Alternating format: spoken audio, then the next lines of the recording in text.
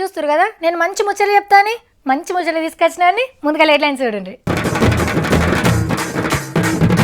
డమ్మీలైతున్న సర్పంచ్ అక్కలు పెనిమిటికి చూపించిండు సుక్కలు.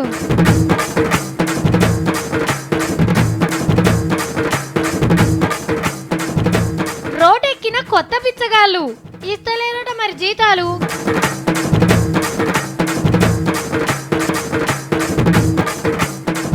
ప్రమోషన్ కొట్టేసే పనిలా సత్తి. మొలకల్ని మంచిగా బతికిస్తున్నా కదా, కేసీఆర్ సార్ నాకు పర్మిషన్ ఇస్తారు. ఇక ఏమే సత్తి, మొలకల్ని మంచిగా జారుతున్నావు గానే, నువ్వేం కోరుకుంటే అది ఇస్తా. నీకేనా అవే పర్మిషను అంటాడక్క, నాకు ఎరకనే. సర్పంచ్ అక్క, ఓ సర్పంచ్ అక్క, నువ్వు ఇలా పేపర్లో పడ్డవే. మొలకలు నాటుకుంటా దిగిన పోటువని కూడా వేసిండ్రు. ఏందక్కది, పచ్చంచు సీరయ్యే వరకు ఆకులలో కలిసిపోయినట్టే ఉండే, మంచిగా వాళ్ళే. ఇంకొకరు వచ్చి, సర్పంచ్ వదినే నేను అన్నం తినేయమన్నాడు, సిమెంట్ రోడ్ వేయించే వరకు లేట్ అవుతుందట, నువ్వు బువ్వ తినేసేయి. సర్పంచ్ మేడం రేపు పొద్దుగల 8 గంటలకు మా స్కూల్లో జెండా ఎగరేస్తున్నాం. మిమ్మల్ని ఒక బిస్కెట్ల ప్యాకెట్, పిప్పర్మెంట్ల ప్యాకెట్ తీసుకొని రమ్మని మా హెడ్ మాస్టర్ సార్ మీకు చెప్పమన్నాడు. వేరే మనిషి వచ్చి, అదేందక్క పేపర్లా సర్పంచ్ మంగమ్మ, వెంకటేశన్ 2 పేర్లు రాసిండ్రు, ఎందుకు? ఏంది లేకుంటే మీ పెన్మిటి పేపర్ చింపేస్తాడా? మరి పెద్దూరులో ఎన్ని మొక్కలు పెడుతుంది సర్పంచ్ సార్? అసలు సర్పంచ్ ఇది ఎన్ని మొక్కలు ఆయనకే తెలుసా? ఇప్పుడు ఆయన చెప్పినాక చెప్తున్నావు, బాగా ఈమెకేం తెలుసులేదు చెప్తున్నా. ఎంత మీ టార్గెట్? 40,000. మీ ఆయనది చూసుడు కాదు, ఇప్పటి నుంచి నువ్వు మాట్లాడాలి, నువ్వే ఉపన్యాసం చెప్పాలి. మరి పెద్దూరులో ఎన్ని మొక్కలు పెడుతుంది సర్పంచ్ సార్?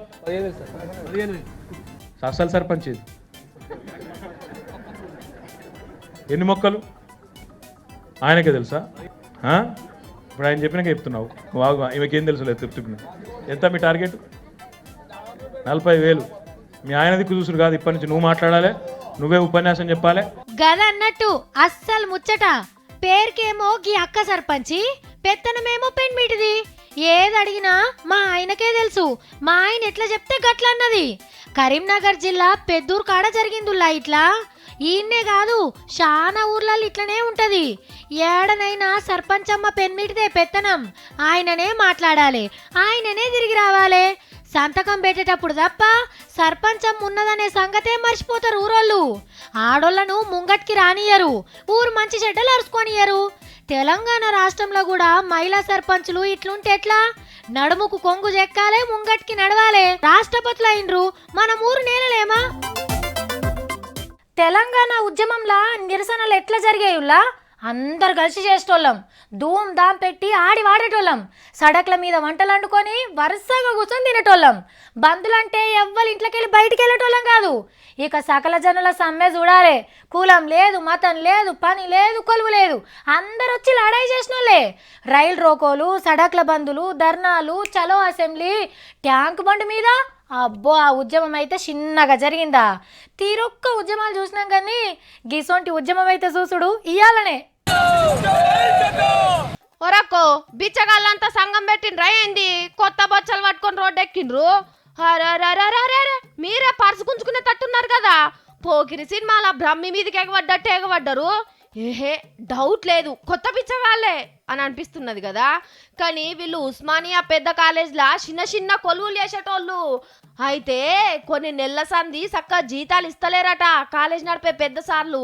ఇల్లు సంసారాలు ఎట్లెళ్ళాలి అని ఎన్ని మాటలు చెప్పినా మా తాన పైకం లేదు, మీదికెళ్ళి వచ్చినాకనే ఇస్తాం అని అంటురట. ఇక గిట్లయితే లాభం లేదని బిచ్చగాళ్ళ వేషం కట్టిండ్రు. రోడ్ల మీదకి వచ్చి బాబ్బా అని పైసలు అడుక్కున్నారు. ఇగో గీ అన్న జోలలా నోట్లయితే కనిపిస్తున్నాయి. ఎంతసేపు అడుక్కుంటే ఉన్నదే, షాయ్ బిస్కెట్ల మందం కూడా రావు.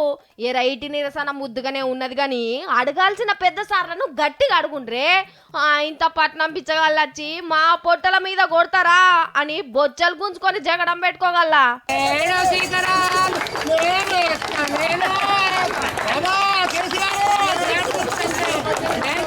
దుబాయ్లా ఎన్ని బోర్లుంటే అంత శ్రీమంతుని కింద లెక్క.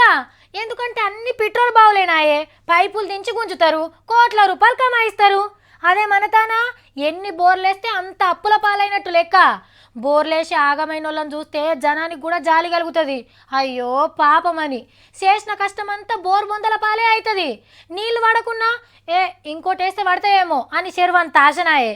నెత్తి మీద గంగాలమున్నా గొంతు తడుపుకునేందుకు కాపిష్కిడు నీళ్లు లేవు నల్గొండ జిల్లా రైతులకు. నాగార్జున సాగరం సగమైందని కిందికి నీళ్లు ఇడిచిపెడతలేరు ఆఫీసర్లు.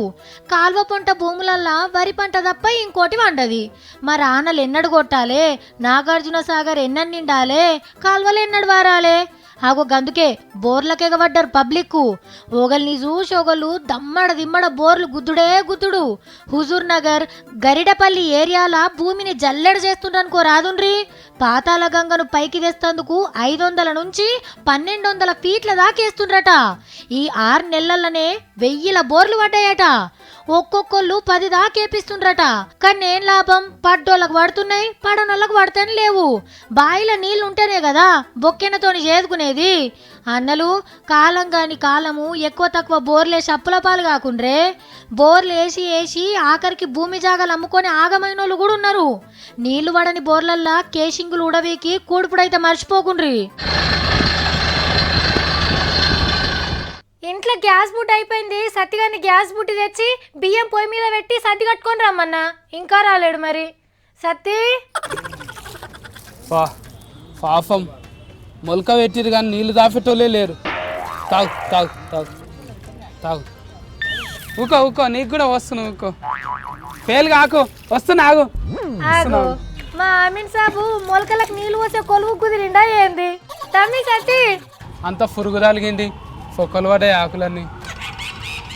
నీళ్ళు వస్తున్నావు. ఊకో ఏం కాదు, తక్కువ అవుతుంది. ఊకో మళ్ళీ కొత్త ఆకులు వస్తాయి. ఒరే షోలు వినిపిస్తలేదారా? ఏమో పిలిస్తే పలుకుతాం లేవు. ఏమైందిరా నీకు? నువ్వు బుగులు పెడితే బుగులు పట్టనీకి నేనేమన్నా గొర్రెని అనుకుంటున్నావా?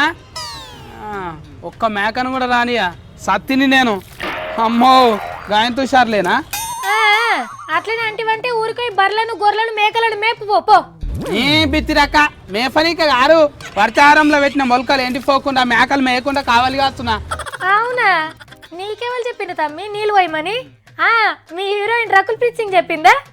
హీరోయిన్లు మొలకలు పెట్టి షూటింగ్లు అలా పోయినరు. వాళ్ళు పెట్టిన మొలకలకు నీళ్ళు ఎవరు పోయాలక్క? నేనే వస్తా. అంటే హీరోయిన్లు పెట్టిన మొలకలకే నీళ్ళు వస్తున్నావా నువ్వు? తులసి మొలకల తుత్తూరు మొలకలేక అట్లా తగినావు.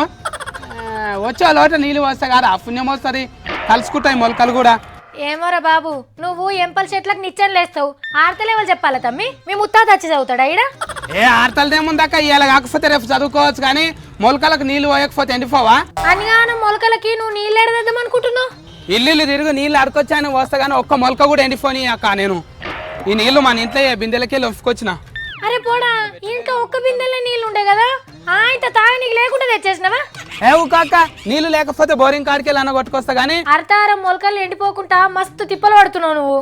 అక్క మొలకల్ని మంచిగా బతికిస్తున్నా కదా. కేసీఆర్ సార్ నాకు పర్మిషన్ ఇస్తారు ఇక. ఏమే సత్తి, మొలకల్ని మంచిగా జారుతున్నావు గానే, నువ్వేం కోరుకుంటే అది ఇస్తా. నీకేనావే పర్మిషను అంటానా? అంటాడక్క నాకు ఎరకనే. అంటే కేసీఆర్ సార్ ప్రమోషన్ ఇస్తే ఈ లోడాస్ లాగి లోడాసంగి వదిలిపెట్టి జీన్ పాయింట్ వేసుకొని టోపీ పెట్టుకొని తిరుగుతావు ఇక. 3 మార్క్ కుర్చీలోకి వెళ్ళి సాఫిట్ రకాలు దించేస్తాడు ఇక. మొత్తం నన్నే చదువుమంటాడు, బయట తిరగక అంటానా అంటాడు. సత్తి 3 మార్ ఆర్తలకి కేసీఆర్ సార్కి ఏం సంబంధం రా? లేకుంటే ఏంటి రాక, అర్ధారంలో మొలకల్ని పెంచి పెద్ద చేస్తే సార్ పర్మిషన్ ఇస్తుండంట. నాకు ఇయ్యడా? ఇస్తాడు. అయ్యో ఓర్ వారి, సార్ ఇస్తా అన్నది లీడర్లకి ఆఫీసర్లకు కానీ పబ్లిక్కి కాదు. నువ్వేమన్నా రాజకీయ నాయకుడు? అంటే పబ్లిక్ మొలకలు పెట్టలేరా? అన్ని పార్టీలకి ఇష్టం, అలా పబ్లిక్ ఏమి ఇవ్వాలి? మేకలు గొల్లరని ఎలగొట్టుకుంటా కూర్చోవాలనా? కమలాకర్ సార్ తులం బంగారం, హరీష్ రావు సార్ ఊరికి 1,00,000 రూపాయలు, జోగురామన్న సార్ షెట్టుకు 5 రూపాయలు ఇస్తామన్నారు కదా. బంగారం ఏంటిదేముంటుంది అక్క, గొలుసులు ఉంగరాలు వస్తాయి. కానీ కేసీఆర్ సార్ ఒక్కసారి ఫార్మోషన్ ఇచ్చిందనుకో ఎట్లుంటారు ఇక. చెప్తున్నా కదా తమ్మి, ఎమ్మెల్యేలు ఎంపీలు సర్కార్ కొలువులు చేసేటోళ్ళకే ఇస్తారు. నేను చెప్పేది నువ్వు. దండిగున్నోళ్ళకే దాచిపెట్టి ఇచ్చినట్టు అయింది. ఒకరేమో మంత్రాయే, ఇంకొకరేమో ఆఫీసరాయే. మనకేమున్నారు ఇక? ఉత్త కథనే అయిపోయి. మరి వాళ్ళే కదా తమ్మి మొలకల్ని మంచిగా చూసుకునేది. జనాలకేం తెలుసు చెప్పు? ఒకనాడు వస్తారేమో ఇక మొలక పెట్టి డమ్మ డమ్మ డఫు సఫులు చేసి సెల్ఫీ ఫోటో దిగి ఉరుకుతారు బుర్రున. నీళ్ళు పోసి పెంచారు మనమే కదా. సతీ నీకు అంతలావు కావాలంటే ఊర్లలో మొలకలకు నీళ్ళు ఓపిచ్చే కొలు ఇప్పిస్తా, అది తీసుకో బాబో, ఊర్లోనే ఉండిగా. హ్యాపా నాకెందుకు ఇయర్ ఫర్మోషన్, నాకు ఫర్మోషనే కావాలి. నేను మొలకలు పెట్టమంటా అని చెప్పలేదా అందరికీ? ఫర్మోషన్ కావాలి, ఇఫీ నాకు. పోనీ తమ్మి, ఇప్పుడు నువ్వు చెప్పిందంతా కేసీఆర్ సార్ ఇంటనే ఉంటాడు, తప్పకుండా ఆలోచిస్తాడు. నువ్వైతే నా మాటిని ఇప్పుడు వచ్చే చూస్తుండ అక్క సారు. అక్క నేను మొలకల్ని మంచిగా కాపాడుతా. నువ్వు వచ్చేయడు ఓట్లల్లా నాకు ఫర్మోషన్ వస్తుంది. ఇక సత్తిగాడు సత్తినేత అవుతాడు. ఇప్పుడు ఆగు, మెసేజ్ వచ్చింది ఏదో చూద్దాం. ఈ అమ్మ కంపెనీ మెసేజ్, పని లేదేం లేదు వీళ్ళకు. ఒక సెల్ఫీ ఫోటో దిగుతా.